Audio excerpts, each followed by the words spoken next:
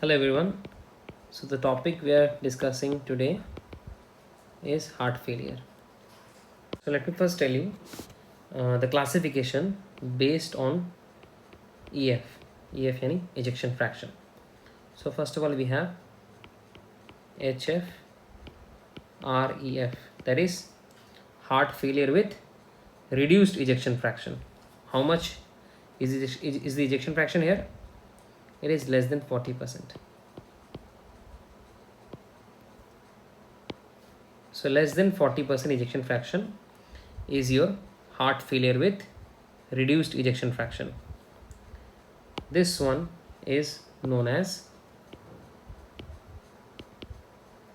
systolic heart failure. Okay, so here the heart is not able to pump effectively. So this is heart failure with reduced ejection fraction, also known as systolic heart failure. Then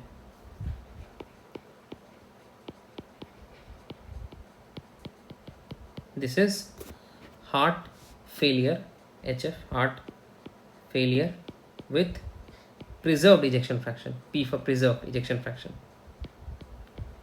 Heart failure with preserved ejection fraction means where the EF is almost less than or equal to 50%. So heart failure with preserved ejection fraction. Okay, now this is known as diastolic heart failure. Here the heart is not able to relax properly and fill. So here the heart was not able to pump. Here the heart is not able to relax. The pumping is all right. So the ejection fraction is preserved. It is pumping is all right. Systolic function is there. The relaxation, which will lead to filling of the heart, mainly the left ventricle, will not happen. So heart pumps normally, but it is stiff. And then we have lastly heart failure where the ejection fraction is between 40 to 49. So heart failure with mildly reduced ejection fraction. Heart failure with mildly reduced ejection fraction. Here the EF is 41 to 49%. This is the categorization of heart failure. Here there will be mix of the features of both systolic and diastolic heart failure in this heart failure with mildly reduced ejection fraction. So this is a classification based on EF. So we are talking about classification. First we studied the classification based on EF, ejection fraction. Next classification is based on onset. So this is 1, this is 2. Onset, it can be AHF, acute heart failure, or it can be chronic heart failure, CHF. Acute heart failure obviously happens in a case of MI. You develop acute heart failure, and a chronic heart failure is a condition where there is a slow progression of the heart failure. So based on the ejection fraction we know, based on onset is another classification. Now based on the side of the heart there is involved, side of the heart, it can be a, first of all it is almost always a left side heart failure, left side heart failure. Then it can be a right side heart failure, and it can be a biventricular heart failure. Left side, right side biventricular heart failure. Okay, clear? Okay, no. So this is the classification of heart failures. In case of your type of heart failure, this is the most commonest type, left sided heart failure, where you get the symptoms of dyspnea, orthonia, paroxysmal nocturnal dyspnea. Okay, so all the symptoms are dyspnea, orthopnea, P and D, these are seen in left sided heart failure. And in case of right side heart failure, you will find the features of ascites. So when you have a right heart failure, then fluid accumulates in your body. Ascites, peripheral edema, hepatomegaly, that is congestive hepatopathy, where the liver enlarges, JVP elevation, so fluid accumulation, liver getting enlarged, JVP is elevated, peripheral edema, it can also even lead to anasarca. So all of this is sign of right heart failure. Dyspnea, orthopnea, paroxysmal nocturnal dyspnea, just fatigue, is a sign of left side heart failure. Biventricular failure will have features of both, combined symptoms of both sides. Now you will heard a term many times, forward heart failure and backward heart failure. What is the difference? So it is nothing but this thing, heart failure with reduced ejection fraction. This is forward heart failure. Forward means the heart is not able to pump, and backward heart failure means the heart is not able to relax. So HFrEF and HFpEF, that is systolic heart failure and diastolic heart failure. Systolic heart failure is also known as forward heart failure. Diastolic heart failure is known as backward heart failure. So you can write that HFrEF is your preserved HFrEF is your systolic heart failure or forward heart failure, and HFpEF, preserved ejection fraction, is diastolic heart failure or backward heart failure. Okay, another term you will heard is, another heart failure is low output heart failure, high output heart failure. So this is the fourth category of classification. First category of classification was based on ejection fraction, that is the mean, then onset, then the site of heart failure, and lastly output.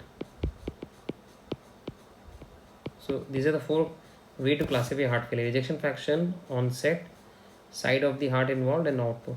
In output, it can be low output or a high output heart failure.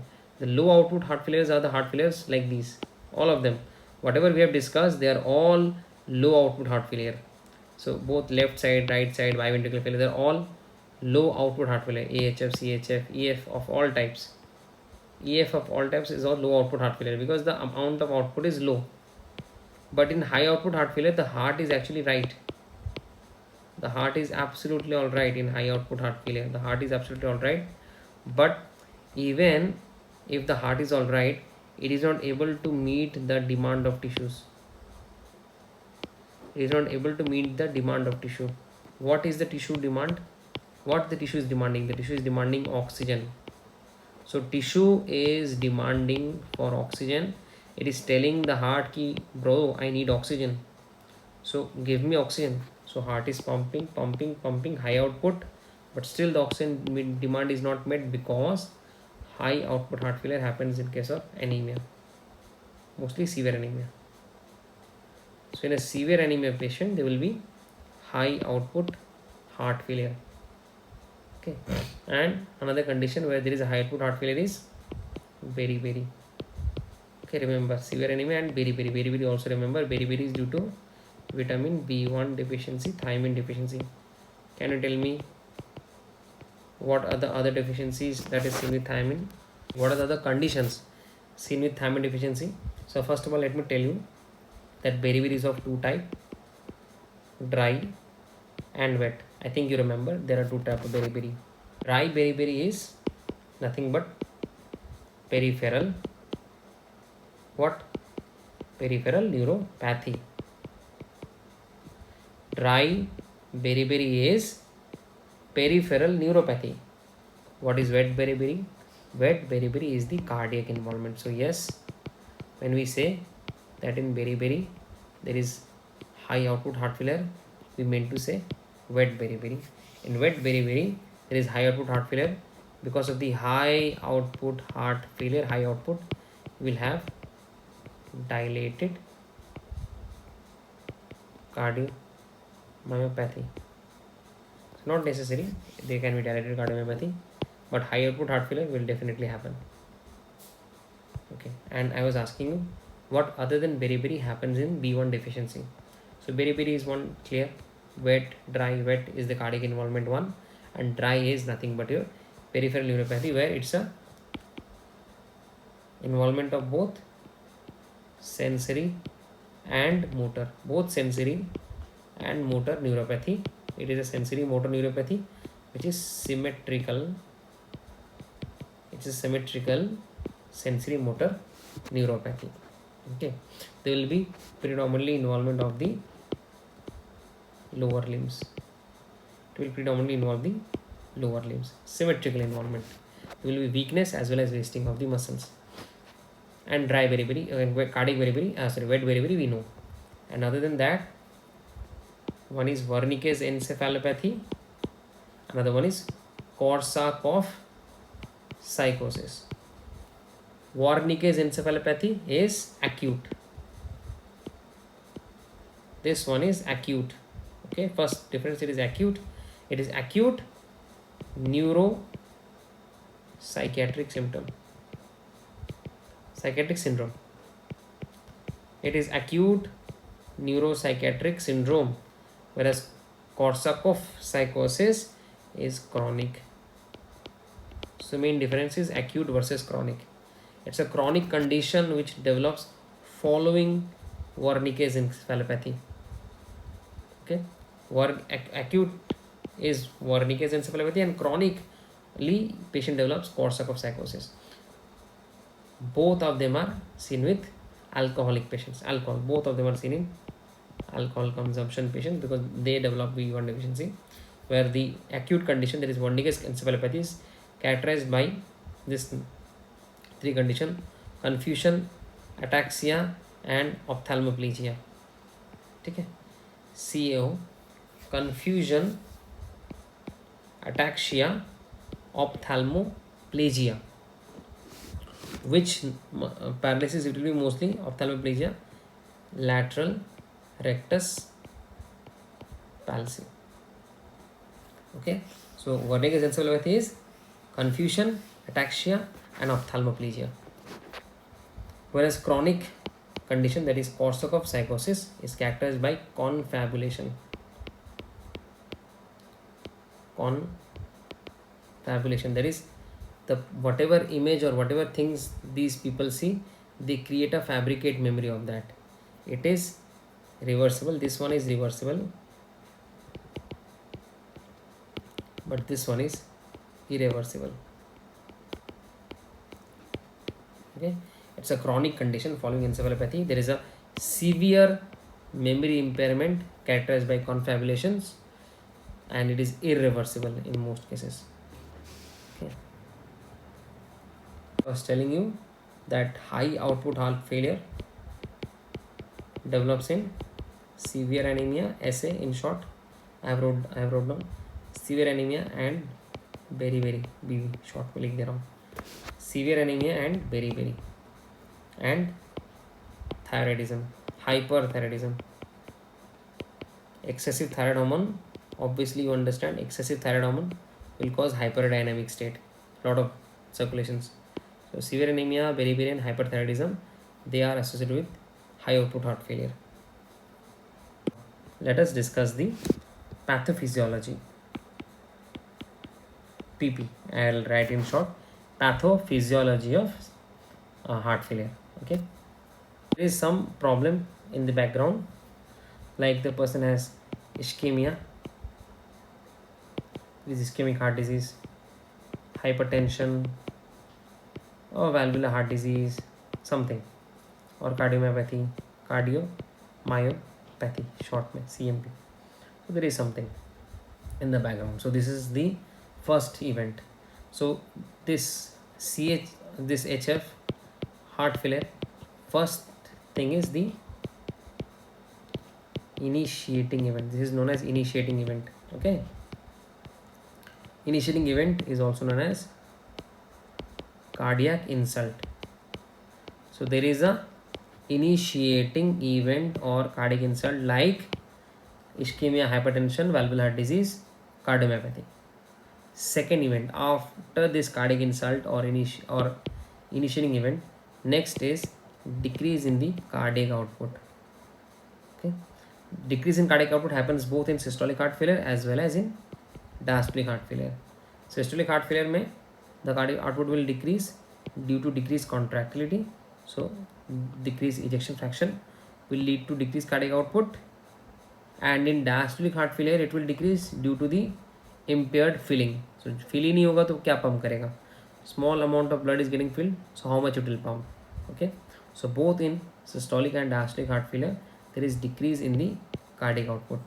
Okay, so second event is decrease in the cardiac output. Third, after the cardiac output has gone down, there is compensatory mechanism activation. Compensatory mechanisms will activate in response to this decreased cardiac output. What are the compensatory mechanisms? Number one, neurohormonal activation, and second one is ventricular remodeling. So two compensatory mechanism is happening, one at the structural level, one at the functional level. Structural level there is ventricular remodeling, functional level there is neurohormonal activation. Okay, what is ventricular remodeling? It is both hypertrophy of the ventricle as well as dilation of the ventricles. Both hypertrophy and dilation, both hypertrophy and dilation is ventricular remodeling, and ventricular remodeling is part of the compensatory mechanism. First event happened, initiating event, then decrease in the cardiac output, and then compensatory mechanism activation, which includes ventricular remodeling and neurohormonal activation. Neurohormonal activation, what is that? So under neurohormonal we have two things. One is neuro, that will activate the sympathetic nervous system, SNS, and second thing under neurohormonal activation is the activation of the hormonal system, that is renin, angiotensin, aldosterone system, which will cause release of angiotensin. What angiotensin will cause? Increase vasoconstriction, and aldosterone will cause sodium and water retention. This will cause vasoconstriction and sodium and water retention. This will cause increase in the preload. Water retention हो रहा है तो क्या होगा? ज़्यादा से ज़्यादा blood वापस जाएगा in the heart, because the water is getting retained, sodium is retained, so more blood will go to the heart. So by activating the RAS system in the hormonal part, we are increasing the preload. Second hormone that is activated is your ADH. So under neurohormonal activation we have the neuro and hormone. Hormone we have two, RAS and ADH. So sympathetic nervous system, neurohormonal activation, we have neuro and we have hormone. Hormone we have two, renin, angiotensin, aldosterone system. It is increasing the preload. And what ADH will do? Antidiuretic hormone. Antidiuretic hormone will cause again water retention. ADH also will cause water retention, and water retention will cause again volume overload, that is again increasing the preload. But in aldosterone there is both sodium and water retention. What is difference of aldosterone from ADH? ADH only causes water retention, it doesn't cause sodium retention. So there is actually hyponatremia with ADH, aldosterone, ADH, they both retain water, but aldosterone retains sodium first, and sodium retains the water. ADH just retains the water, so it results in hyponatremia. And both RAS activation and ADH activation leads to increasing the preload. What sympathetic nervous system does, it increases the afterload. It increases the afterload. How? By increasing the heart rate and contractility. So your sympathetic nervous system will cause increase in the heart rate, increase in the contractility, and this will result in increase in the afterload. What is afterload? If you remember, if you don't remember also I'll tell you. Afterload is the resistance. Afterload means nothing but resistance. The resistance that the heart must overcome to eject the blood. So it is a resistance that the heart has to overcome while ejecting blood during systole. So this is afterload. This is the resistance against which the heart is fighting. So the resistance that the body has against which the heart has to pump is afterload. By activating sympathetic nervous system, the resistance will increase. So it will become difficult for the heart to pump the blood. So afterload is increased by sympathetic nervous system. Okay. This increase in afterload happens obviously simply you can understand in hypertension. In hypertension it will be difficult for the heart to pump the blood. So in hypertension there is increase in the afterload. Very clear.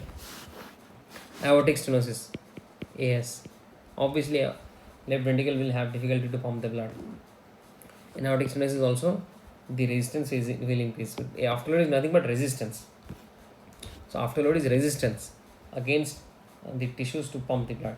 So hypertension and aortic stenosis. So we have the initiating event. This initiating event or the cardiac insult will result in decrease in the cardiac output.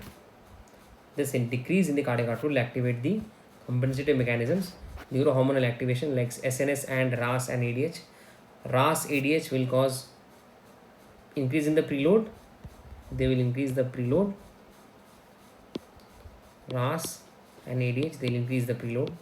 RAS will retain both sodium and water, but ADH will only retain water. It will result into hyponatremia. And then SNS, sympathetic nervous system, will increase the afterload. Okay. Fourth event that happens after the compensatory mechanisms. So after the compensatory mechanisms, the next thing is, fourth thing is hemodynamic change. Hemodynamic changes. Okay. So what changes we have seen? Increase in the preload. Because of the increase in the preload, there will be pulmonary congestion. Because blood goes from right ventricle to the pulmonary system and then to the left ventricle. Because of increased preload, right heart में ज़्यादा blood आ रहा है. Right ventricle, right atrium, right ventricle is getting more blood. Because of the increased preload, there will be increase in the pulmonary congestion also. Because right heart is getting congested, so pulmonary congestion will always happen. Then increasing the afterload. When there is increase in the afterload, it increases the work of the heart. Afterload, if it increases, the heart has to pump the blood with more difficulty. So increasing the preload, increasing the afterload, these are the final hemodynamic changes that happens in the compensatory mechanism. We'll discuss the heart failure in the second video.